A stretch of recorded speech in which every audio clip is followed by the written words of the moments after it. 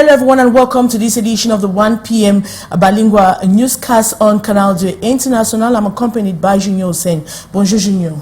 Good day Morindi, bonjour à tous et à toutes. Bienvenue au 13h sur Canal 2 International.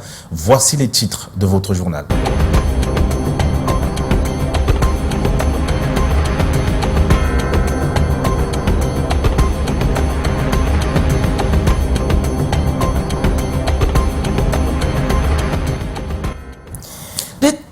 Qualification pour la Coupe du Monde Mexique, USA et Canada 2026. Les Lions indomptables ont été tenus en échec par l'Eswatini.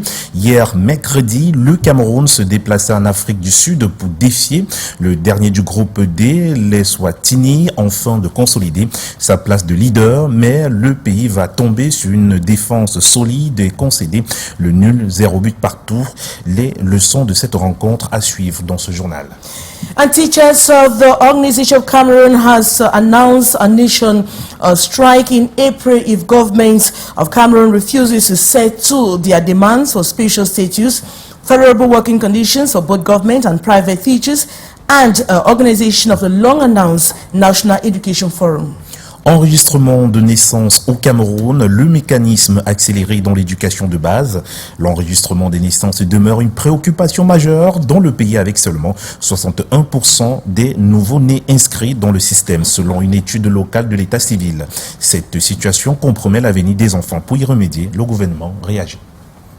And Cameroon is facing a major energy crisis with less than 48% of the population having electricity. In cities like Douala, frequent blackouts disrupt industries, while rural areas remain mostly unelectrified despite their potential. Those are major stories.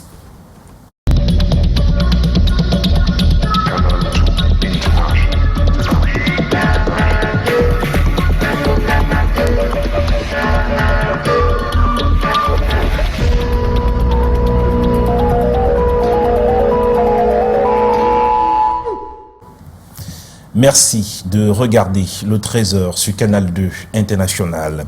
Des individus présumés voleurs interpellés par la gendarmerie nationale à Bétaré-Oya dans la région de l'Est, âgés entre 18 et 38 ans. Ils sont accusés de meurtre d'un expatrié minier à coups de machette le 9 mars dernier. Les précisions de cette affaire avec Titi Freeman et Kizito Koumaï. Ils sont 6 jeunes, dont l'âge varie entre 18 et 38 ans, tombés dans les filets de la compagnie de gendarmerie de Bertois. Ils sont accusés de meurtre d'un expatrié minier chinois à coups de machette dans l'arrondissement de Bétaré-Oya le 9 mars dernier. Le nommé Abouena Joseph Cerveau Dugan va donc mettre en place avec 3 de ses complices un plan machiavélique. Ils vont donc prendre d'assaut aux environs de minuit le site et vont brutalement ôter la vie à M. Zhu Xiliang de nationalité chinoise. Selon les présumés coupables, il s'agissait d'un vol et d'un règlement de compte pour licenciement abusif. Après l'avoir assommé mortellement par plusieurs coups de machette au niveau de la tête, ces derniers vont donc prendre la fuite, abandonnant derrière eux un blouson. Aussitôt informé, le colonel Noko Divine, commandant la Légion de gendarmerie de l'Est, va mettre ses hommes à leur trousse. Dans la Légion de l'Est, jamais on ne va laisser quelqu'un commettre un forfait et s'enfuir. On n'a pas pu empêcher que vous commettiez ce forfait. On a pu vous rattraper dans les meilleurs délais. Les mises en cause ont été présentées à la presse ce jour et répondront de leurs actes devant le procureur de la République. Le retour des fortes pluies est très attendu par les cultivateurs de la région de l'Ouest. À Banjoun, précisément, les producteurs se préparent pour faire de cette saison une période avantageuse. Les précisions avec Solution Foucault. Jamais dame n'a été aussi rare, capricieux surtout. Sa présence dans les régions du littoral et du centre laisse aux populations de l'Ouest que la nature les a tourné le dos. Depuis un certain temps, ici au Cameroun, nous constatons beaucoup des aléas climatiques, notamment les retours tardifs des pluies, ce qui a des conséquences sur la production des producteurs. Mais cependant, ce que nous leur conseillons de faire, c'est d'attendre le retour effectif des pluies avant tout semis. La faute au calendrier climatique de plus en plus en déphasage avec la réalité. Dans cette mer de confusion, les climatologues rassurent quant à l'immense des premières gouttelettes. Les paysans habitués à voir le ciel gronder dès la moitié du mois de mars sont dubitatifs et ne savent plus quoi faire, surtout que les températures vont varier entre 23 et 26 degrés Celsius. Attendre toujours les retours effectifs des pluies. Et ceux qui ont des cours d'eau dans leur parcelle, c'est une opportunité pour eux. Pour cela, nous leur conseillons d'arroser correctement le sol avant de semer. Malgré tout, les populations continuent de préparer la terre. Ne dit-on pas que la réussite du calendrier agricole est tributaire des premières semis? J'ai essayé de chercher les bonnes graines pour mettre au sol. C'est maintenant risqué parce qu'on attend la pluie, on ne sait pas comment la pluie va venir. Si on a la chance que la pluie vienne, une grosse pluie, c'est bon.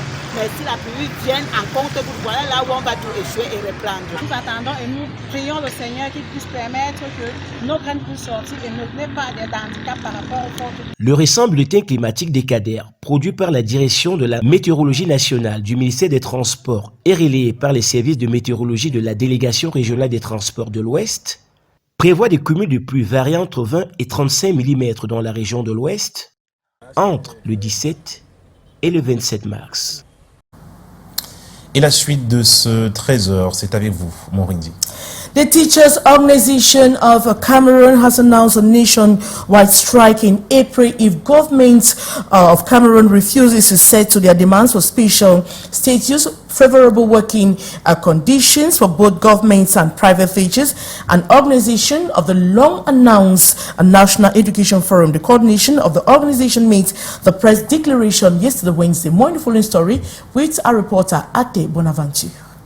The government's solemn commitment of December 2, 2016 to organize a National Education Forum in 2017 remains unfulfilled. The Teachers Organization of Cameroon sees the non-fulfillment of this promise and the non-implementation of other suggested reforms as a slap in the face of the educational community. We will no longer allow the government to procrastinate and postpone this deadline indefinitely. We will demand a precise schedule and guarantee for the implementation of the recommendations that will emerge from it. The demands of the trade unionists include special status for teachers, regularization of all staff working in public schools, immediate payment of allowances due to examiners, and the valorization of working conditions for private teachers. We will no longer allow our profession to be devalued and disrespected. We want a status that reflects the importance of our role in our society. A status that allows us to live decently from our profession and to dedicate ourselves fully in our mission. The correct officials promise to match words with actions should their plea fall on deaf ears. Correct is prepared to use all legal means conferred upon it by law, by mobilization, demonstration, strikes, examination boycotts, to achieve its demands. So we pray on government to collaborate with us. The teachers' organization remains open to constructive and sincere dialogue with the state, but however emphasizes that no further promises will be considered progress until further action is taken. Nigeria's Senate has demanded immediate action to protect the country's territorial waters after accusations that Cameroon has illegally annexed to Nigeria territories in Rivers and Akwa Ibom states with over 2,500 oil wells at stake. Lawmakers are calling on the President Bola Tinubu to secure the nation's resources and explore diplomatic solutions to the growing border disputes. More on the story with our reporter Gladys Ambo Diba. In a move to address ongoing territorial disputes, the Nigerian Senate says it has set up an ad hoc committee to investigate the alleged annexation of Nigerian territories by the Republic of Cameroon. The committee was formed after a Nigerian senator, Anaikan Bassi, drew the attention of the House to what he described as the illegal occupation of mangrove islands and waters in Akwa Ibom State by Cameroon. He emphasized the economic impact of this encroachment, which he said had resulted in the loss of over 2,500 oil wells and significant gas revenues that should belong to Nigeria. The Nigerian Senate is following up the matter with a call for President Bola Tinubu to take immediate action to secure Nigeria's territorial waters and protect its resources.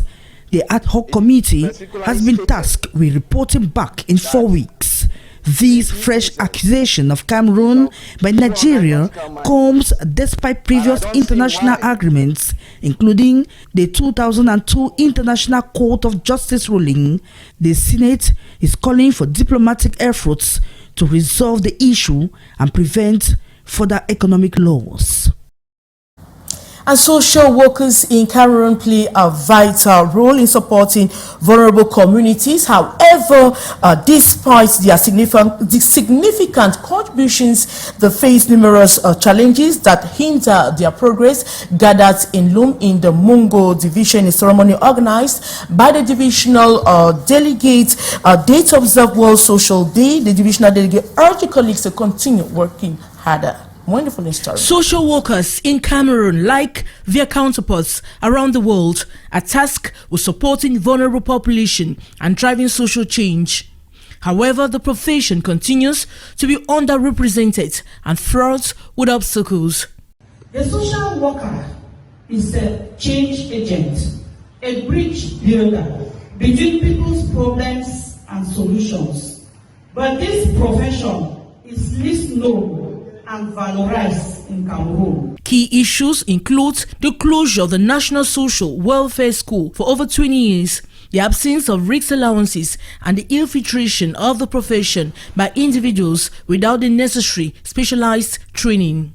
The aging workforce of trained social workers and a lack of specialized educators further compound the challenges faced by the profession. No status, no special benefits or allowances, no risk coverage, and often relegated to the background. At a ceremony in Lum on Tuesday, March 18, 2025, which also marked World Social Day, celebrated under the theme Strengthening Intergenerational Solidarity for Enduring Well-Being. It is a day for us to valorize our profession, do a marketplace advertisement, and sell our profession and our talents to our communities. For Mercy, the Divisional Delegate for Social Affairs for the Mungo Division and Senior Social Welfare Inspector, urged her colleagues to continue pushing forward despite the challenges. She also announced month-long activities from March 26 to April 2025. Social work is a very rich and noble profession that only those who are called can have a fulfilling career. Today we are in the presence of our key partners to evaluate the work done in 2024, see where we failed, and see how together we can chart the way forward for a beautiful output. It should be noted that the National Association of Social Workers in Cameroon has been created and is working tirelessly to push forth a global agenda that will bring to light this internationally recognized profession. Junior, so you have the rest of the news in the French language. Eh bien, on parle à présent de santé, comprendre les risques pour mieux se protéger. C'est l'objectif poursuivi lors des 3 jours de formation sur la radioprotection au Cameroun, une initiative portée par l'autorité de sûreté radiologique et de sûreté nucléaire en partenariat avec la Commission de réglementation nucléaire des États-Unis d'Amérique. Les précisions avec Delphine Foucault-Téné et Serge Adenzibou. Avec plus de 500 sources radioactives et 1200 travailleurs exposés au rayonnement ionisant dans les secteurs de la médecine et de l'industrie, le Cameroun intensifie la sensibilisation. Il est impératif que les acteurs concernés soient au même niveau d'information. L'utilisation des rayons X nécessite beaucoup de connaissances, que ce soit sur le plan législatif et que sur le plan technique. Donc en gros, nous souhaitons être mis à jour par rapport aux nouvelles normes et mesures appliquées dans le domaine. Ce n'est pas un domaine que nous traitons tous les jours au ministère de l'Environnement. Voilà pourquoi je suis ici, pour avoir plus d'informations. 3 jours durant à Yaoundé, l'autorité de sûreté radiologique et de sécurité nucléaire, en partenariat avec la Commission de réglementation nucléaire des États-Unis, forme des professionnels et grand public sur les enjeux de la radioprotection et le cadre juridique en vigueur, désormais plus étoffé. Ceux qui utilisent ces sources de rayonnement ionisant dans notre pays ont intérêt à bien comprendre ce qui a changé, ce qu'ils doivent savoir par rapport aux missions de ASRAN qui interagit avec eux presque au quotidien pour délivrer des autorisations, pour inspecter, pour veiller à ce que toutes les dispositions de la loi et des textes réglementaires soient appliquées. Ces médecins, techniciens d'imagerie médicale, ingénieurs d'industrie, veulent tous comprendre comment manipuler ces sources sans mettre leur santé en péril. Cette sensibilisation ne s'arrêtera pas là. Dans les prochaines semaines, les autres régions du Cameroun accueilleront à leur tour ces sessions pour toucher un public plus large et garantir une application uniforme de la réglementation. Le gouvernement du Cameroun, via le ministère de l'Éducation de base, a mis en place une opération spéciale d'établissement et de délivrance des actes de naissance aux élèves du primaire.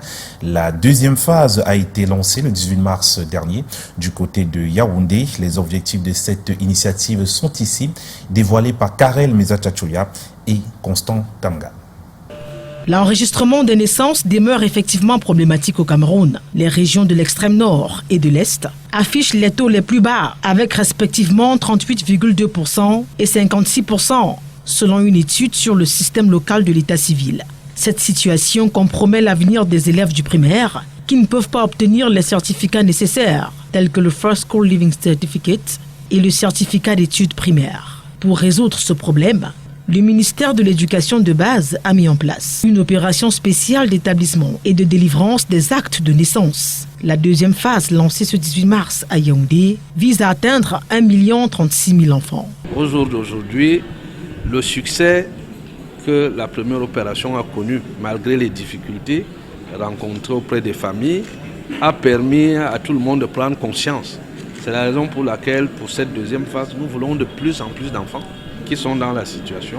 Dieu merci, nous avons des administrations partenaires, le MINPROF, le MINAS, le MINSanté, qui nous aident fortement dans l'opération, et le MINJustice qui est pratiquement le premier partenaire parce que les audiences foraines, c'est le MINJustice qui les organise.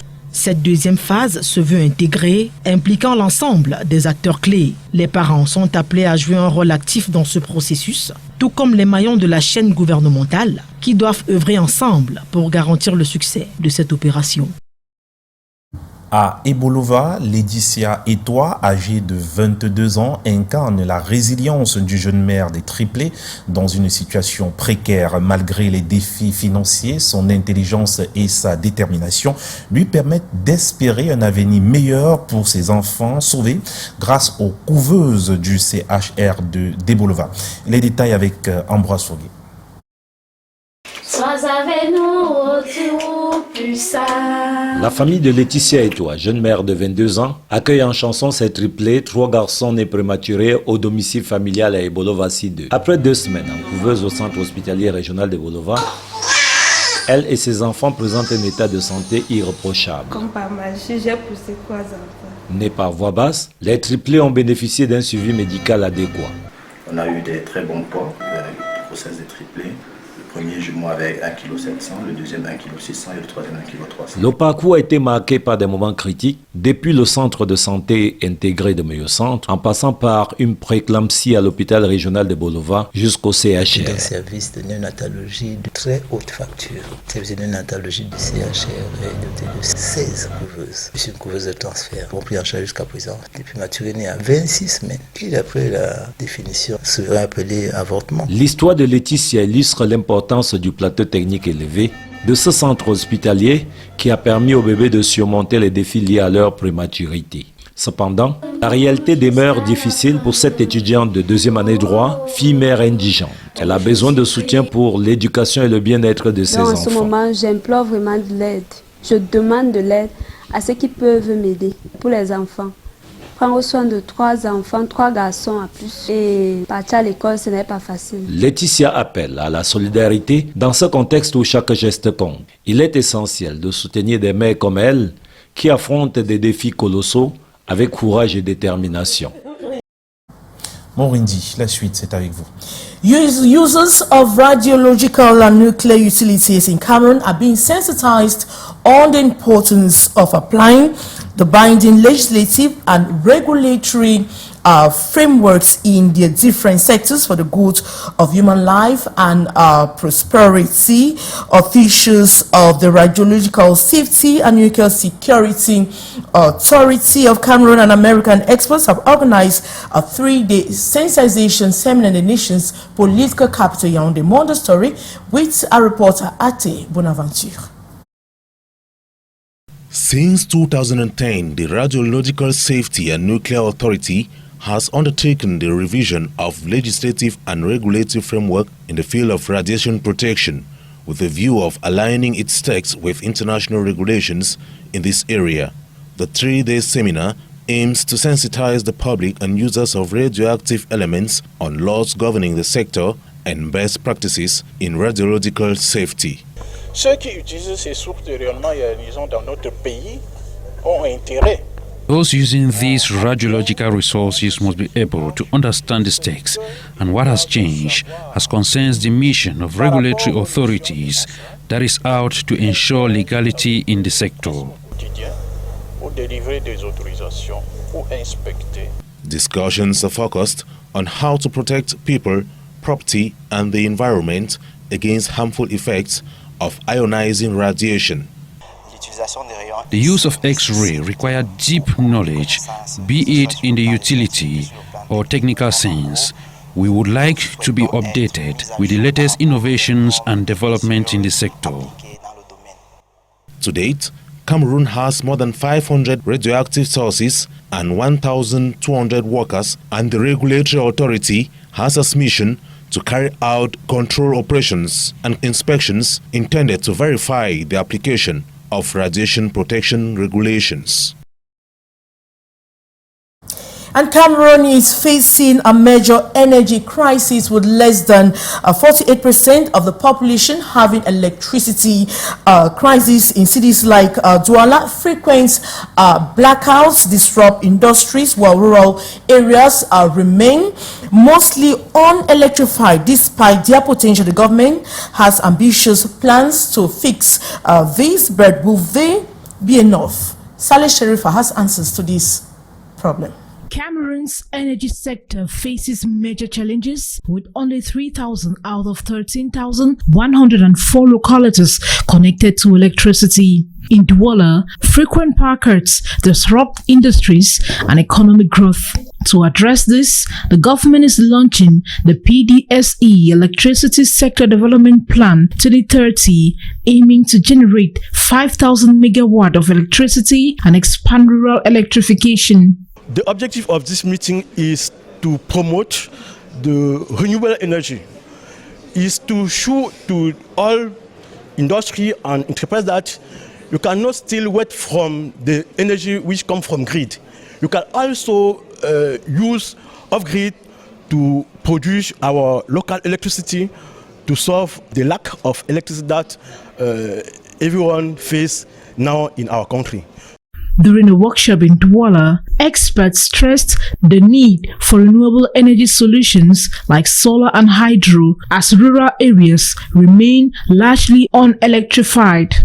The government is encouraging private investment and has set up a rural energy fund to support electrification efforts. You can use, there are many alternatives that you can use to solve the lack of electricity.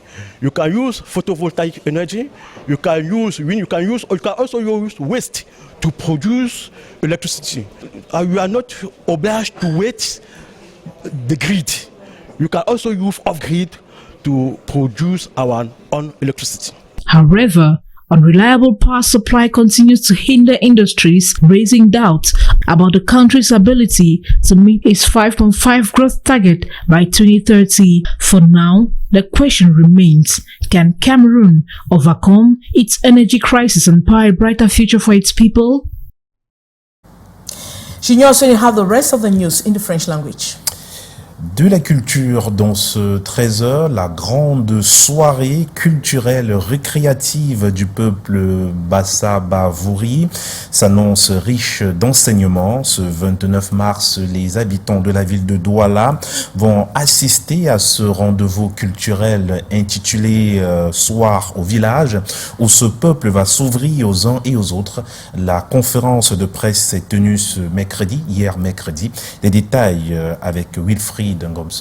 Le 29 mars 2025, de 18h à minuit, ici à la cour royale du canton Bassa à Douala, se tiendra la grande soirée culturelle récréative Soir au village que présente le Festival Tsar. Le peuple Bassa Bavouri, nommé Bassa Bavouri, a souhaité ouvrir un temps d'introspection et de célébration où paroles, mémoire et transmission se rejoignent dans une communion profonde.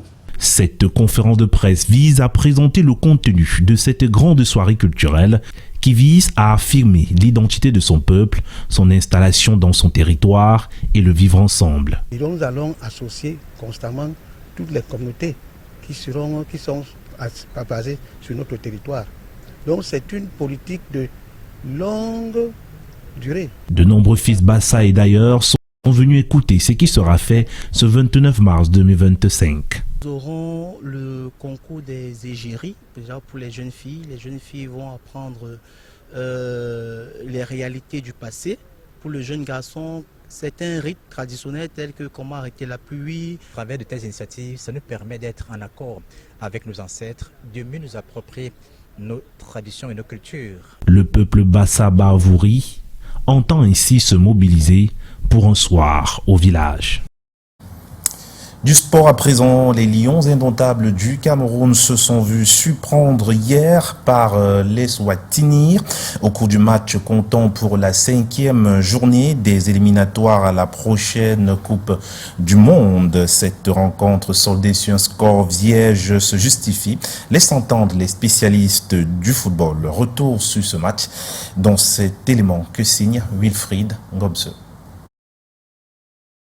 Parti comme favori de cette rencontre, comptant pour la 5e journée des qualifications à la prochaine Coupe du Monde, le technicien belge Marc Brice et ses poulains se sont fait surprendre par une défense robuste des boucliers du roi, leur imposant un match nul et vierge. La dernière équipe du groupe D résiste face aux Lions indomptables. Rien n'a marché comme il fallait.